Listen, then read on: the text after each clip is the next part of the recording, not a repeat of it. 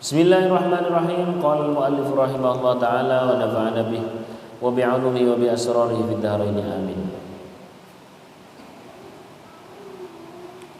Al-mu'minu. Al-mu'min ini kadang-kadang untuk makhluk berarti artinya orang yang beriman. Artinya orang yang membenarkan bahwa Tuhan itu Allah, Tuhan itu satu. Al-mu'min itu artinya orang yang beriman. Tapi kalau itu untuk Allah, al-mu'min berarti zat yang membenarkan keimanan orang mukmin. Itu artinya begitu. Al-mu'minu idza ukhidha min tasdiqillah nafsuhu fa'alaika bil imani bi kulli ma anzalahu ar-rahman. Di sini disebutkan. Al-mu'min itu kalau diambil dari kata iman, maka maknanya tasdiq, membenarkan. Berarti Allah al-mu'min itu Allah yang membenarkan keimanan orang mukmin. Paham sampai sini?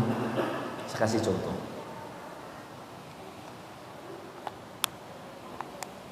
Ada seorang sahabat namanya Zunairah. Sinten namanya? Zunairah. Sejak zaman dulu itu kalau ada orang mengikuti Rasulullah SAW tiba-tiba jadi mukmin, baca syahadat, menjadi pengikutnya Rasulullah SAW di kala awal-awal Islam, selalu langsung orang itu dihabisi oleh orang-orang seperti Abu Jahal, Abu Lahab. Kisahnya tidak jauh-jauh beda dengan sahabat Bilal. Ternyata siklusnya selalu seperti itu. Budak-budak masuk Islam, orang-orang fakir masuk Islam, disiksa oleh bos-bos kafir Quraisy. Abu Jahal, Abu Lahab, Abu Sufyan sebelum Muslim. Habis itu selalu yang memerdekakan, yang bayar tebusan sinten? Kalau Bilal, Sayyidina sinten? Sing bayar Bilal? Abu Bakar radhiyallahu anhu. Kan begitu kan ceritanya. Nah, jadi Abu Bakar itu wajar nek sugih. Karena memang sugih nggo gawe berjuang. Sugih nggo gawe Islam. Sugih nggo gawe Allah. Kekayaannya buat Rasulullah, buat perjuangan. Padahal mahal budak itu. Lagi disiksa itu Zunairah sama Abu Jahal, Abu Lahab. Datang Abu Bakar, hentikan siksamu. Kenapa kau melarang? Ini budakku, dia mengikuti Muhammad, biar aku yang menyiksa. Kalau itu budakmu, biarkan aku memerdekakan. Oh silahkan, tapi harganya berlipat, tidak ada masalah. Selalu seperti itu Abu Bakar. Jadi wajar nek dagangannya ini laris, karena orang tahu gue dewi. Gitu. Sahabat Bilal, kali ini Zunairah. Kapan-kapan saya nanti cerita lain lagi. Budak yang lainnya yang dimerdekakan oleh Sayyidina Abu Bakar. Dan Sayyidina Abu Bakar itu kalau habis memerdekakan budak sing larangi ra karuan kok ngono kuwi, Gusti Allah ngejoki rezeki lebih banyak lagi. Maka mungkinlah Mas, kayak saya gitu ora pengin sugih. Nek orang nggo gawe Islam, nek orang nggo gawe pendidikan Islam, kalau bukan untuk masalah ibadah, kalau bukan untuk masalah terkait dengan Islam, janjane ora pengin sugih, kaken landrat nanti. Landratnya betul. Kaken hisab nanti. Banyak bahasanya Gus Baha itu saya tidak mau apa-apa. Kalau ada uang ya sudah, biar buat pendidikan, buat beli kitab anak-anak, buat bangun dan sebagainya. Kenapa? Kalau saya makan sendiri nanti ditanyanya tidak habis-habis. Tapi kalau buat Islam ya udah seketok malah nolong, bukan kita yang dihisab. Kurang lebih begitu Sayyidina Abu Bakar. Nolong Zunairah, was babak belur itu Zunairah, tolong sama Sayyidina Abu Bakar, merdeka. Habis merdeka itu Zunairah ternyata sehari dua hari berikutnya matanya buta. Setelah matanya buta ditemui lagi sama Abu Jahal, Abu Lahab. Zunairah, kau tahu enggak? kenapa engkau itu matanya buta? Nah, kenapa? Karena berhala Manat, Hubal, terus Lata, terus ini Lata, terus Uzza itu murka kepadamu, kata Abu Jahal dan Abu Lahab. Kata Zunairah, tidak ada urusan sama berhala. Hari ini saya telah membenarkan agama Muhammad. Saya telah membenarkan Allah sebagai Tuhanku, Muhammad sebagai utusan Allah. Lalu kau tahu bahwa Allahmu itu telah membenarkanmu dari mana? Allah itu maha membenarkan orang yang membenarkan. Dalam kata lain, Allah itu al-mu'min, maha membenarkan keimanan orang mukmin. Paham? Nggak kacau kan? Jadi kan nang Asmaul Husna kono ono al-mu'min, jare ini dhewe ya wong mukmin. Iki piye to maknane? Nah, ikilah pentingnya ngaji. Paham ya? Kalau kita sebagai orang mukmin namanya kita membenarkan agama Allah. Kalau Allah al-mu'min membenarkan keimanan kita. Sampai sini jelas? Kata Abu Jahal Abu Lahab, lalu kau tahu dari mana kalau Tuhanmu itu, Tuhan Muhammad itu, Allah itu telah membenarkan imanmu? Iki nek cara dhewe langsung ditakoni ya bingung. Namun zaman biyen Allah itu maha membenarkan. Kalau bahasa sekarang berarti al-mu'min. Seketika faidan, seketika ya ada beberapa redaksi, ada yang sampai Zunairah mengatakan alhamdulillah, ada yang pokok intinya Zunairah itu membenarkan membenarkan agama Muhammad, terus kemudian dibenarkan oleh Allah. Faidan, seketika Zunairah itu sembuh. Zunairah apa? Sembuh dan tidak pernah lagi sakit mata. Sembuh. Nah, itu cerita. Mung kita al-mu'min dalam kapasitas seorang hamba itu butuh diuji. Maka adalah dalam bahasa Al-Quran banyak sekali. Ada bahasa walana bluwannakum bisyai'in minal khawfi wal ju'i wa naqsi minal amwali wal anfusi wat thamarat wa basyiris sabirin. Ada bahasa lagi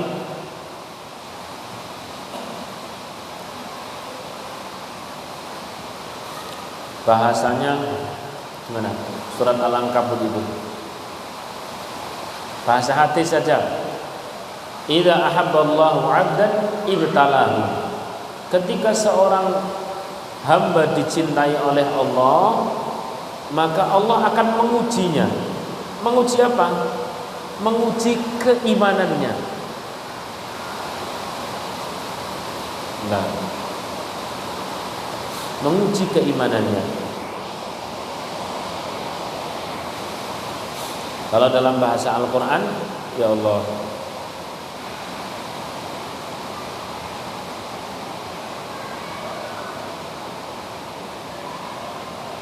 ada banyak sekali. Tabarakalladzi biyadihil mulk wa huwa ala kulli syai'in qadir alladzi khalaqal mauta wal hayata liyabluwakum ayyukum ahsanu amala. Pokoknya Allah pasti akan menguji keimanan seorang hambanya.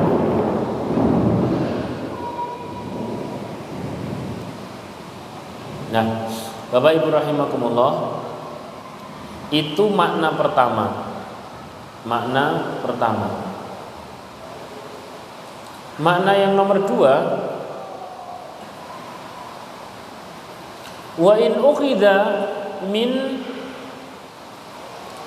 kalau kata mukmin itu diambil dari lafaz amanah, maka arti mukmin adalah Allah zat yang menyelamatkan.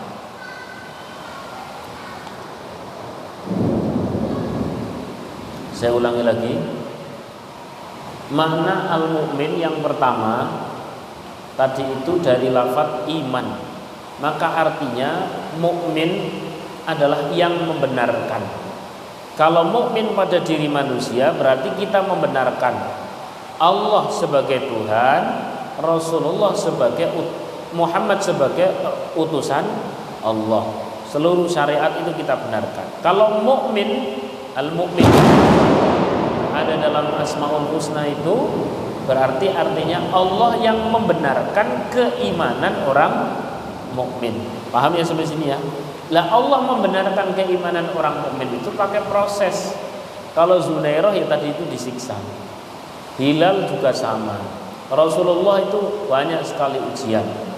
Kalau bahasa surah Al-Ankabut, ahasiban nas, apakah manusia menyangka ayyusraku akan ditinggalkan begitu saja, ayyaqulu amanna wa hum la yuftanun. Pertanyaan ini, apakah manusia menyangka seseorang yang mengatakan bahwa dirinya telah beriman kemudian ditinggal tanpa diuji? Ditinggal begitu saja tanpa diuji? Tentu jawabannya pasti diuji. Jadi ya.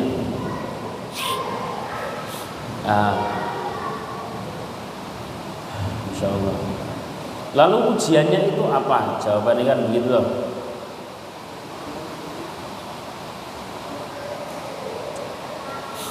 Ya Allah. Ujiannya ya apa saja. Hari ini kita bisa berpendapat, bukan berpendapat, mengambil kesimpulan Bapak Ibu rahimahumullah. Ada orang sering berkata ini adalah ujian hidup. Jadi salah Pak. Ngapain hidup kok diuji? Enggak lah diuji. Wong wis jelas urip kok diuji. Apakah iji urip apa orang ngono kuwi ujine? Kan enggak dong. Namanya ujian iman. Ujian apa? Iman. Sama-sama orang kecelakaan, bareng kecelakaannya. Nanti nampak keimanannya. Sing satu begitu kecelakaan ya, dokternya sama, rumah sakitnya sama, dia langsung Allah, astagfirullah. Pas diuji begitu. Sementara yang satunya pas diuji walayong loro tenan, mati we. Sama-sama diuji. Ini persis seperti emas asli dan emas imitasi. Kalau emas asli makin digosok makin bersinar. Itu iman sing asli ngono kuwi. Kalau emas imitasi makin digosok semakin pudar. Jadi keimanan kita ini nanti nampak pada saat diuji. Itu mukmin kita, keimanan kita diuji oleh al-mukmin. Allah akan membenarkan keimanan kita. Allah akan membenarkan kita yang membenarkan Allah itu menggunakan diuji. Enggak bingung ya? Kita membenarkan bahwa raditu billahi rabba wa bil islami dina wa bi Muhammadin nabiyya wa rasulah. Nah, terus yang lulus ujian keimanannya yang seperti apa?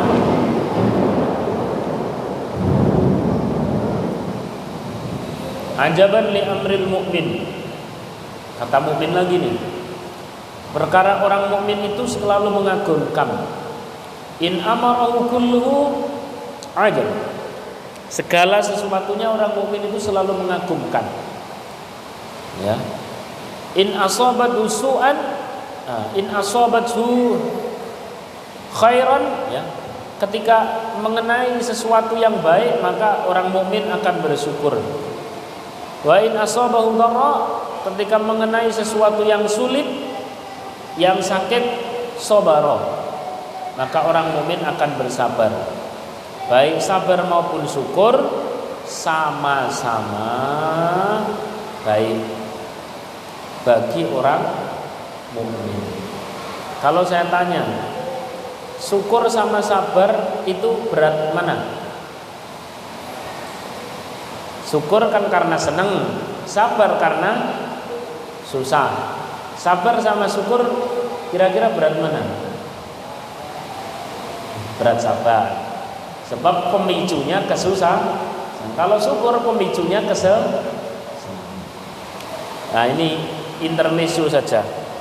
Di dalam kaidah tasawuf itu ada cara sabar yang ringan.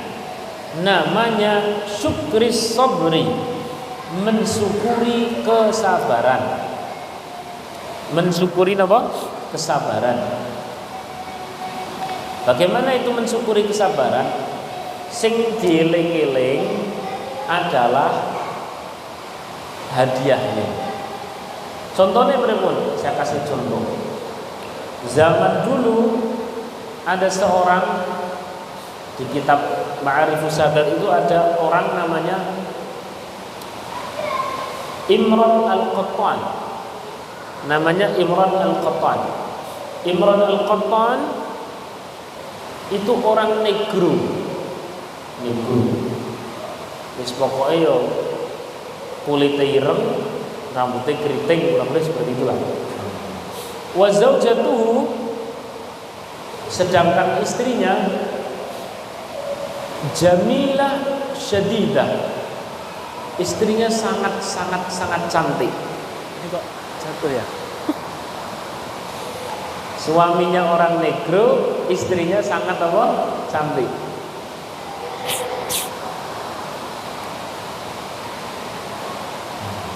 Satu ketika Imran ini berkata, ngobrol sama istrinya. Istrinya jawab, "Mas, sudah toh Mas, tenang saja. Kita semuanya ini bersama-sama masuk surga pula." "Loh kok tahu kau?" "Iya. Kau mendapatkan aku yang cantik ini, pasti kau banyak bersyukur. Lah aku mendapatkanmu banyak bersabar."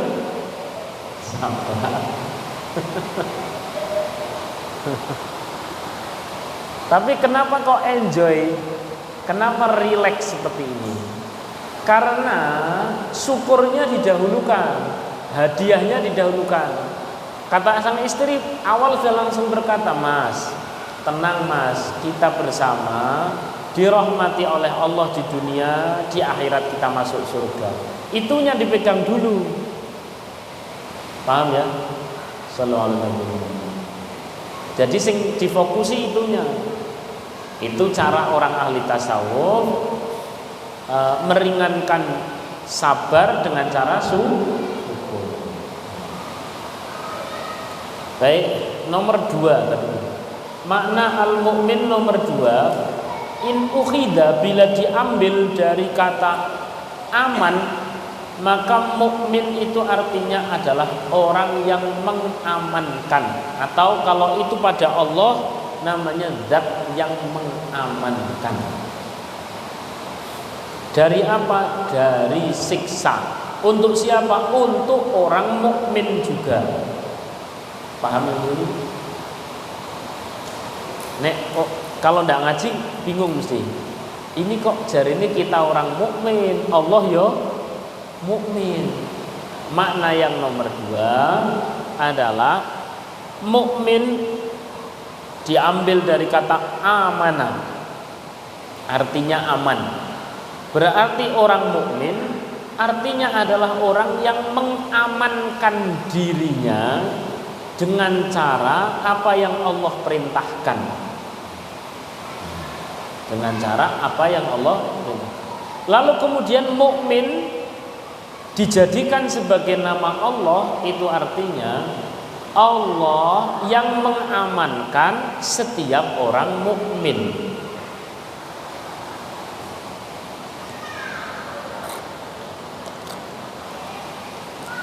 Hal ini saya mau cerita. Saya punya kitab agak banyak ceritanya. Karena memang orang senang lione, senangannya kitab aja. Namanya Tarikh Ad-Dimishqi. Dalam kitab Tarikh Ad-Dimishqi itu ada cerita Luqman Hakim. Sinten tadi? Luqman Hakim. Saya pernah ke makomnya Luqman Hakim di Mesir. Insyaallah bulan Februari sana lagi ke Imam Syafi'i, ke Syekh Ibn Athaillah, ke Al-Azhar, terus ke Luqman Hakim itu, Luqman Hakim, terus sekalian wong tekan Mesir ya ziarah Fir'aun pisan. tilik Mbah Fir'aun sama Mbah Korun. Saya mau cerita Luqman Hakim. Luqman Hakim itu berkata kepada anaknya. Kata Al-Hakim itu karena Luqman itu orangnya bijaksana. Nah, kalau di dalam Al-Quran kan cuman anishkurli wali ila akhir itu ya Al-Quran. Kalau di Tarikh Ad-Dimishqi itu didetailkan apa yang di Quran. Nah, kata Luqman, kau yang ridho terhadap apapun keputusan Allah, kau ridho pada keputusan yang menyenangkan, dan kau pun ridho kepada keputusan yang tidak menyenangkan. Kata sang anak, Pak, kalau ridho kepada yang menyenangkan gampang, nek ridho kepada sesuatu yang tidak menyenangkan gimana caranya? Piye? Orang wong ketipu kok kon ridho terus piye? Kelangan duit kon ridho terus piye? Anak loro kon ridho terus piye? Nah, gitu loh. Kata Luqman, ya sudah, mari bersama-sama kita ta'allum, belajar. Lah belajarnya orang zaman dahulu itu dengan cara musafir, Pak. Musafir. Luqman sama anaknya musafir, bawa bekal. Tengah-tengah perjalanan bekalnya habis. Sang anak bilang, "Ma, ini bekal habis. Gimana cara kita ridho? Ini kalau kita tetap terus berjalan ya tidak jelas kemana. Ini kalau kita tetap di sini mau makan apa?" Kata Luqman, "Nah, sepanjang orang masih diberi nyawa, maka berarti masih ada jatah rezekinya." Betul atau tidak ini? Nah, inilah indah-indahnya kata-kata Luqman itu begitu. Nah, terus kita ini cuman disuruh berdoa sama bergerak. Ayo jalan jalan.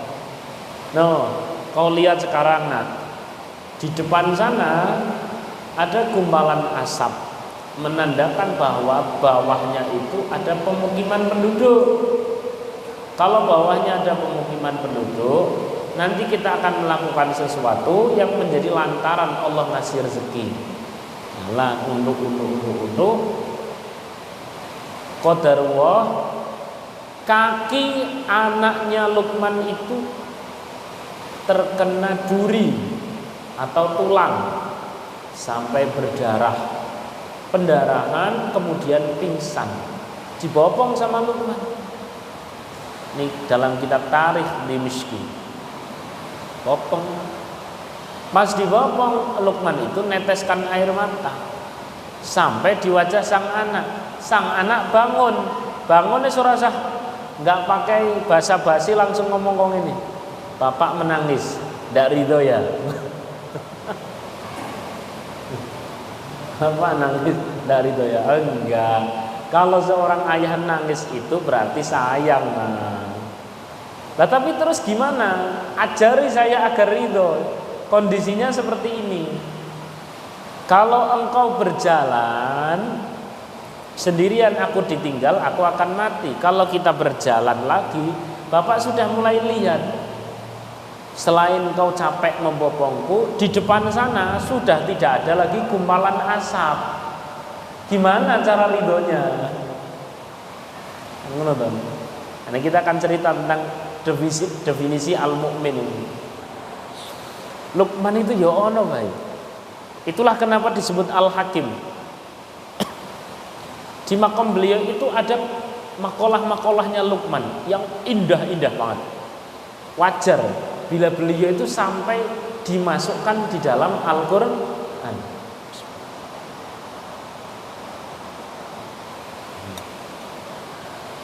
Masih berapa menit? Habis. Dikit lagi sampai kisah Luqman selesai. Singkat cerita, kemudian Luqman tuh bilang seperti ini, dieling-eling tenan ini. Nah, tidak ada musibah bagi orang mukmin. Ini dieling-eling tenan. Laisa lil mukmin musibatun. Tidak ada musibah bagi orang mukmin illa, kecuali itu adalah cara Allah mengamankan atau menyelamatkan dari musibah yang lebih besar.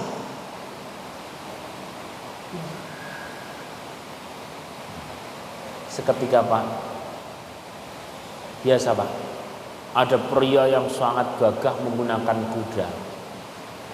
Awit zaman biyen, zaman Nabi Muhammad maupun zaman sebelum zaman Nabi Muhammad, ini malaikat teko mesti berwajah pria yang gagah, betul kan? Nggak ada istilah malaikat kok macak wong wedok ayu. Nggak ada toh? Mana gue bawa wewe kan? Pria yang gagah menggunakan kuda, semakin dekat, semakin dekat, semakin dekat, begitu dekat hilang rupanya, tapi jelas suaranya. Assalamualaikum ya Luqman. Waalaikumsalam. Apakah engkau yang disebut Al-Hakim? Kata orang-orang begitu. Bukan hanya kata penduduk bumi, bukan hanya kata orang-orang. Kau ketahuilah wahai Luqman, husnudonmu kepada Allah bukan hanya mengagumkan penduduk bumi, penduduk langit saja kagum. Aku adalah malaikat yang dikirimkan oleh Allah untuk menghancurkan perkampungan yang di atasnya ada gumpalan asap itu. Dan aku pun yang diutus oleh Allah untuk memberikan kaki putramu itu terkena duri. Yang andaikan kaki putramu itu tidak terkena duri, perjalananmu lancar. Kalau perjalanan kalian berdua lancar, kalian berdua akan turut hancur di pemukiman tersebut. Nah, benar kan? Tidak ada musibah bagi orang mukmin kecuali itu cara Allah mengamankan dari musibah yang lebih besar. Niki diapal nggih. Kula sampe pola pale. Laisal musibah lil mukmin. Laisal mukmin al musibatu dalam. Tidak ada musibah bagi orang mukmin kecuali itu cara Allah mengamankan dari musibah yang lebih napa? Besar. Sallallahu alaihi Nabi Muhammad. Penutup masuk tenan saka ngono kuwi Quran endi? Terus kemudian hadis ini terlalu banyak kalau saya suruh menyebutkan. Begini Bapak Ibu rahimakumullah. Man qala la ilaha illallah dakhalal jannah. Siapa orang yang pernah mengucapkan kalimat la ilaha illallah dijamin masuk napa? Surga. Rawahul Bukhari, Imam Bukhari. Mong saya tanya, kita orang mukmin mengucapkan lafaz la ilaha illallah pasti masuk surga. Hanya saja surga itu tempat suci, betul? Tempat bersih, betul? Lalu kita ini punya kotoran bernama dosa. Kalau masuk ke negeri akhirat, kita mau masuk ke tempat bersih bernama surga, kok masih punya dosa? Kira-kira dibersihkan dulu atau enggak? Dibersihkan. Di mana dibersihkannya? Kemudian di neraka. Pinter tahun? Berapa tahun? Ya sudah suwi-suwi lah, 1000 tahun. Sehari di sana itu sama dengan di sini berapa? 1000 tahun kan? Berarti orang-orang disiksa sedino tok lho rantek-rantek. Allah. Nah, terus kalau saya tanya begini Pak rahimakumullah.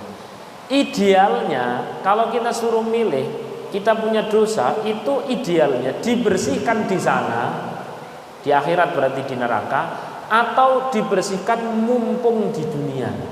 Di mana kita bersihkan? Mumpung di dunia.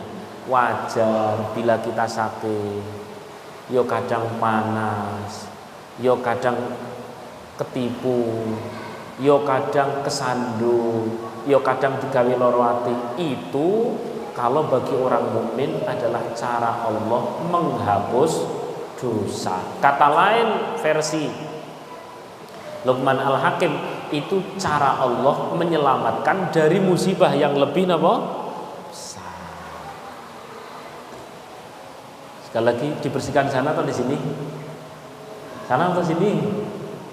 Tidak usah dibersihkan, ya orang mungkin dosane oke kok. Dibersihkan di sini. Lah biar tidak terlalu lama di sini dibersihkannya. Misalkan kita mau dibersihkan, dikasih sakit itu tidak harus sakit fisik, Pak. Sakit hati, sakit pikiran, sakit finansial, sakit apapun itu. Dibersihkannya 30 hari. Kenapa? Karena dosanya ya sekitar 10 lah.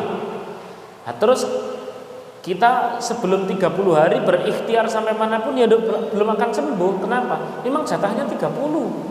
Nah, terus piye? Karena itu proses 30 hari adalah proses penghapusan dosa. Cara simpelnya adalah kita hapus yang separuh pakai taubat. Pakai nama istighfar, sedekah dan sebagainya. Itu taubat. Lah kalau dari 30 hari terbayar separuh menggunakan taubat, maka derita 30 hari jadi berapa? 15 hari. Itulah kenapa dhewe nek munggon ulama-ulama di masalah opo wae jawabane kon ngakeh-akeh istighfar. Sampai saya itu di WA itu punya template anggaran wong takon apa wae jawabane waalaikumsalam warahmatullahi wabarakatuh, perbanyak istighfar. Sampai ibu saya tanya, "Li, lagi nang ndi?" Waalaikumsalam warahmatullahi wabarakatuh, perbanyak istighfar. Astagfirullah. Ya Allah. Itu dulu yang perlu saya sampaikan, semoga bermanfaat. Al-Fatihah. Alhamdulillahirabbil alamin. Iyyaka na'budu wa iyyaka nasta'in ihdinas siratal mustaqim siratal ladzina an'amta 'alaihim ghairil maghdubi 'alaihim waladdallin. Masih ada satu lagi makna al-mukmin, kita akan bahas di pertemuan mendatang. Billahi taufiq wal hidayah. Assalamualaikum warahmatullahi wabarakatuh.